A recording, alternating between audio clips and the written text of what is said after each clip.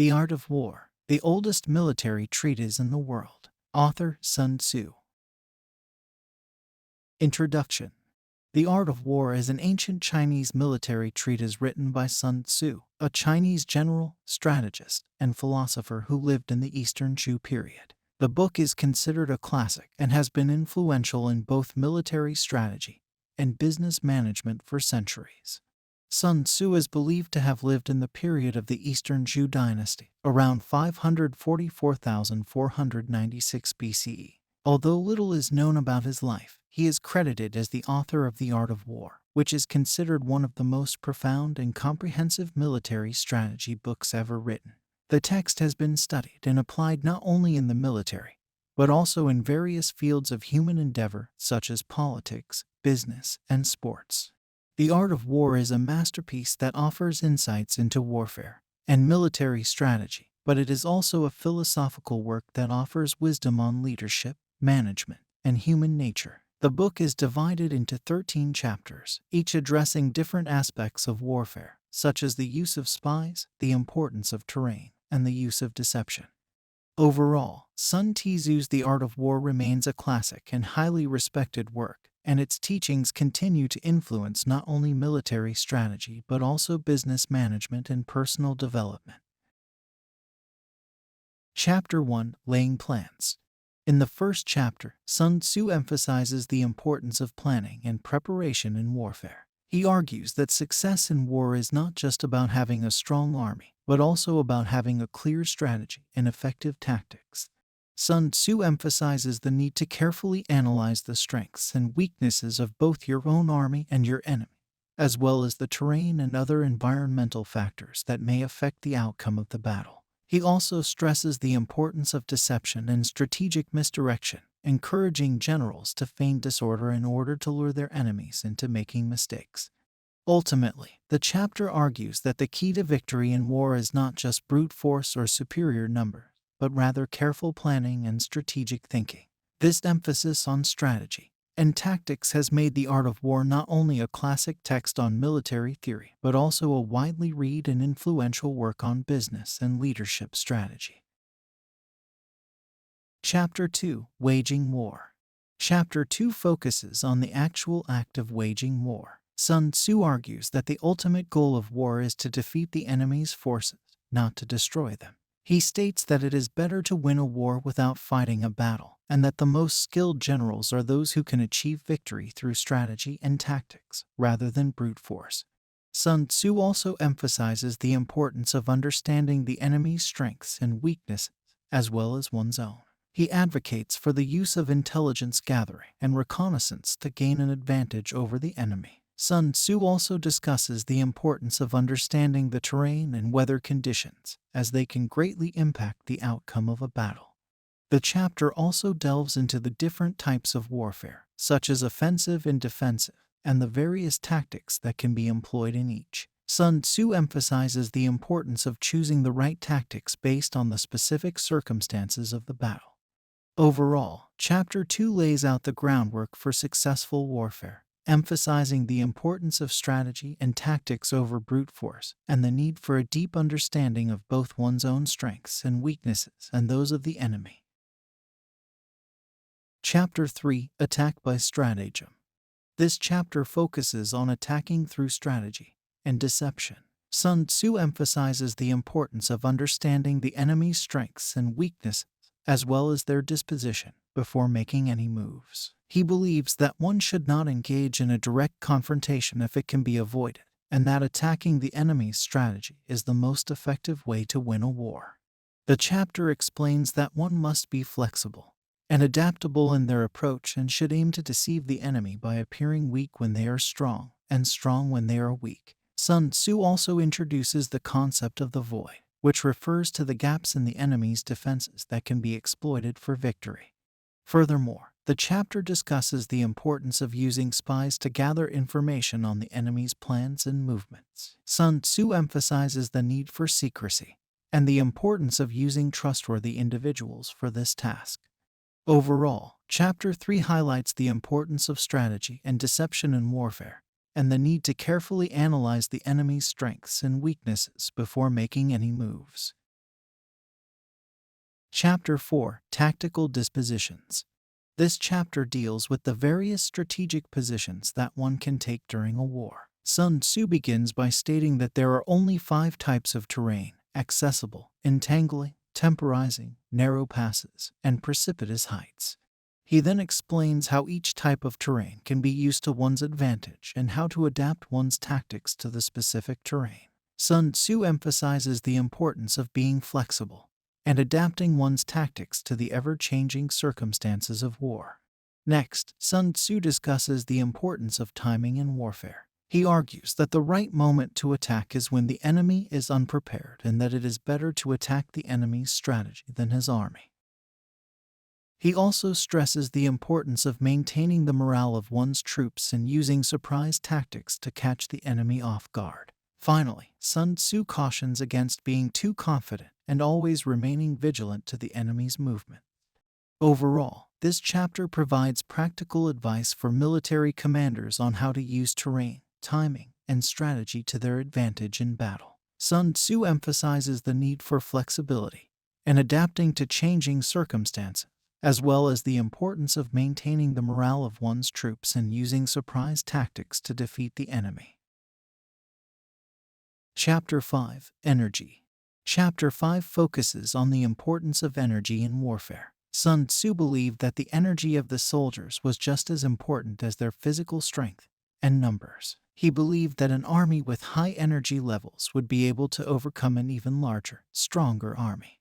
Sun Tzu emphasized the need for a commander to instill energy and motivation in his soldiers. He believed that by creating a sense of purpose and unity, soldiers could be transformed into an unstoppable force. In order to achieve this, he recommended that the commander lead by example and show bravery, discipline, and loyalty. Additionally, Sun Tzu cautioned against wasting energy on unnecessary battles and engagements. He advised that a commander should only engage in battles that are necessary and that can be won, and to avoid battles that are likely to result in a defeat. He believed that conserving energy for the right moment was crucial for success in warfare. In summary, Chapter 5 of The Art of War highlights the importance of energy in warfare, both in terms of the soldier's motivation and the strategic use of energy in battle. Chapter 6: Weak Points and Strong. This chapter focuses on the identification and exploitation of weak points and strong points in a military campaign. Sun Tzu emphasizes the importance of knowing the enemy's weak points and avoiding the enemy's strong points. He also advises that the commander must constantly adapt and adjust to changing circumstances on the battlefield. Sun Tzu notes that one of the key weaknesses that an army can have is arrogance or overconfidence. He cautions against underestimating the enemy and advises that the commander must always be prepared for the unexpected. Additionally, Sun Tzu stresses the importance of flexibility and adaptability. He explains that a successful commander must be able to adjust to changing conditions and take advantage of opportunities as they arise. He also discusses the importance of using deception and misdirection to confuse and weaken the enemy. Overall, Chapter 6 emphasizes the importance of strategy and tactics in identifying and exploiting an enemy's weaknesses while protecting one's own strengths. It also highlights the importance of flexibility and adaptability on the battlefield. Chapter 7: Maneuvering. In this chapter, Sun Tzu discusses the importance of flexibility in war and the need to adapt to changing circumstances. Sun Tzu explains that a good general should be like water, which can flow around any obstacle and take on any shape. He emphasizes the importance of understanding the terrain and using it to your advantage, whether by taking advantage of natural obstacles or creating artificial ones. Sun Tzu also stresses the importance of deception and the use of spies to gather information about the enemy's movements and intentions. He advises that a general should never reveal their true intentions and should always be prepared to change their plans if necessary. The chapter concludes with Sun Tzu cautioning against overconfidence and the importance of maintaining a state of constant readiness, as even the strongest army can be defeated if caught off guard. Chapter 8: Variation in Tactics. In Chapter 8, Sun Tzu emphasizes the importance of varying tactics and adapting to changing circumstances. He advises that the wise general should be flexible in his approach and able to adjust his strategy to suit different situations. Sun Tzu begins the chapter by saying that in war, the way is to avoid what is strong and to strike at what is weak. He then goes on to describe different tactics that can be used to achieve this goal. For example, he suggests that an army can feign weakness in order to lure the enemy into a trap, or it can launch a surprise attack on an unprepared enemy. Sun Tzu also stresses the importance of understanding the terrain and using it to one's advantage. He notes that there are different types of terrain, each of which presents its own challenges and opportunities. For example, he mentions that narrow passes can be used to limit the enemy's movements, while steep heights can be used to gain a strategic advantage. Sun Tzu concludes the chapter by emphasizing that the wise general must be adaptable and able to change his tactics as circumstances dictate. He writes, "All warfare is based on deception. When able to attack, we must seem unable. When using our forces, we must appear inactive. When we are near, we must make the enemy believe we are far away. When far away, we must make him believe we are near." Overall, Chapter 8 of The Art of War emphasizes the importance of flexibility and adaptability in warfare. Sun Tzu stresses that the wise general must be able to vary his tactics and use the terrain to his advantage in order to achieve victory. Chapter 9. The Army on the March. In this chapter, Sun Tzu focuses on the importance of the army's movements while on the march. According to Sun Tzu, the speed and efficiency of an army's march can determine the outcome of a war. He explains that an army must be able to move quickly and efficiently while also remaining flexible to adapt to changes in the environment and enemy movements. Sun Tzu emphasizes the importance of understanding the terrain and geography of the area in which the army is marching. He notes that certain terrains are more difficult to traverse than others and that the army must be prepared for any challenges they may face. Additionally, Sun Tzu stresses the importance of being well prepared and well supplied during the march. An army must be equipped with enough food, water, and resources to sustain themselves during the journey, as well as being able to adapt to unexpected circumstances. In summary, Chapter 9 focuses on the importance of mobility and preparation during an army's march and stresses the need for flexibility and adaptation to ensure success. Chapter 10. Terrain. Chapter 10 focuses on the importance of understanding the terrain in which a battle is to take place. Sun Tzu writes that the victorious general is the one who is able to adapt his tactics to the ever-changing circumstances of the battlefield. In order to do this, he must first have a deep understanding of the terrain, which will allow him to plan his movements and choose his battles accordingly. Sun Tzu emphasizes the importance of being able to move quickly and decisively over difficult terrain, and advises generals to avoid marches through mountains, swamps, and other treacherous landscapes. He also warns against engaging the enemy in open plains, where their superior numbers and mobility can be used against the attacker. Sun Tzu argues that the successful general must take into account the 5 fundamental factors that affect the terrain: the way, or the path through the terrain, the weather, the terrain itself, the leadership of the army, and the discipline of the soldiers. By understanding these factors and how they interact with each other, a general can plan his strategy accordingly. Finally, Sun Tzu concludes the chapter by stressing the importance of flexibility in adapting to changing circumstances on the battlefield. He advises generals to always be aware of their surroundings and to adjust their plans as necessary to take advantage of any opportunities that arise. Chapter 11. The 9 Situations. In Chapter 11 of The Art of War, Sun Tzu discusses the 9 possible situations in which a military campaign can take place. He explains that each situation is unique, and the way to approach it requires a different strategy. The 9 situations are: 1. Dispersive ground, when an army is able to move freely and without hindrance. 2. Facile ground, when an army can easily pass through an area. 3. Contentious ground, when 2 armies are fighting over a specific territory. 4. Open ground, when an army is in a position to fight with no obstructions. 5. Ground of intersecting highways, when an army is surrounded by a network of roads. 6. Serious ground, when an army is fighting for its survival. 7. Difficult ground, when an army is in a position where retreat is difficult. 8. Hemmed in ground, when an army is surrounded by natural obstacles such as mountains, rivers, or forests. 9. Desperate ground, when an army is in a situation where the only option is to fight to the death. Sun Tzu emphasizes the importance of understanding the terrain and situation in which the battle will take place. He advises that a general should avoid fighting in situations where the enemy has an advantage and instead try to create situations where they have the advantage. The key to success is to be adaptable and to always be one step ahead of the enemy. Chapter 12. The Attack by Fire. In Chapter 12, Sun Tzu discusses the use of fire as a weapon of war. He begins the chapter by stating that there are 5 ways to use fire in warfare: burning people, burning supplies, burning equipment, burning stores, and burning arsenals.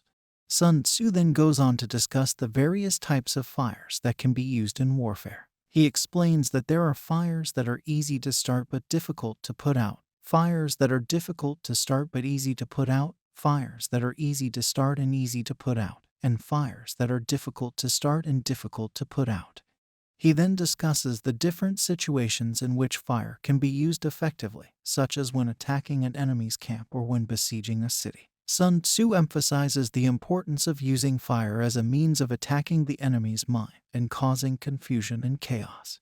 However, he also warns against using fire indiscriminately and emphasizes the need to consider the consequences of its use. He advises that the use of fire should be carefully planned and executed in a strategic manner. Sun Tzu also stresses the importance of keeping the enemy in the dark about the use of fire as a weapon. He advises that fires should be set at unexpected times and in unexpected places in order to maximize their effectiveness. Overall, Sun Tzu's teachings on the use of fire in warfare emphasize the importance of careful planning and execution, as well as the need to consider the consequences of one's actions. He also highlights the importance of using fire as a means of attacking the enemy's mind and causing confusion, rather than simply using it as a means of physical destruction. Chapter 13. The Use of Spies. In the final chapter, Sun Tzu discusses the importance of using spies to gather intelligence on the enemy. He emphasizes the need for secrecy, stating that only the most trusted and reliable individuals should be employed as spies. Sun Tzu explains that spies are an essential part of war, as they provide valuable information about the enemy's plans, strengths, and weaknesses. He also warns against using spies who are not properly trained, as they can cause more harm than good if caught by the enemy.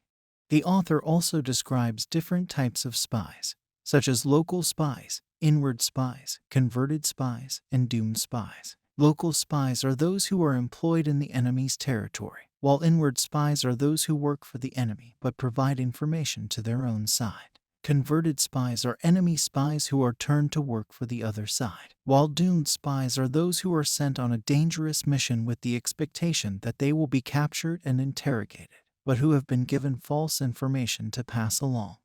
Sun Tzu emphasizes the importance of using spies to gather information about the enemy's intentions, saying that to know your enemy, you must become your enemy. He also stresses that a good commander must use his spies wisely, knowing when to act on their information and when to hold back. Overall, the use of spies is a critical element of Sun Tzu's philosophy of war, and he provides detailed advice on how to recruit, train, and use them effectively to gain an advantage over the enemy. Recapitulation. The main topic and lesson of The Art of War by Sun Tzu is the importance of strategy and intelligence in warfare and in other areas of life. The book emphasizes the need for leaders to understand their enemies, identify their strengths and weaknesses, and exploit them to gain an advantage. Sun Tzu also stresses the importance of careful planning, adaptability, and the ability to make quick and decisive decisions in the midst of chaos. One of the key lessons of the book is the importance of understanding oneself and one's own strengths and weaknesses. Sun Tzu encourages leaders to be self-aware and to constantly seek self-improvement. He also stresses the importance of teamwork and the need for leaders to cultivate strong relationships with their subordinates and to treat them with respect and compassion. Another important lesson of the book is the importance of logistics and the need for a reliable supply chain. Sun Tzu emphasizes the importance of maintaining the morale of troops and provides practical advice on tactics and maneuvers such as the use of deception, the importance of intelligence gathering, and the use of terrain to gain an advantage. The book also highlights the importance of flexibility and adaptability in achieving success. Sun Tzu stresses the need for leaders to be able to adjust their strategies in response to changing circumstances and to be able to make quick and decisive decisions. Overall, the main topic and lesson of The Art of War is the importance of strategy and intelligence in achieving success. The book provides valuable insights into leadership, human behavior, and the nature of conflict. Its timeless wisdom has made it applicable not only to warfare, but also to other areas of life such as business, politics, and sports. Its lessons are still relevant and valuable today, making it a must-read for anyone seeking to improve their strategic thinking and leadership skills.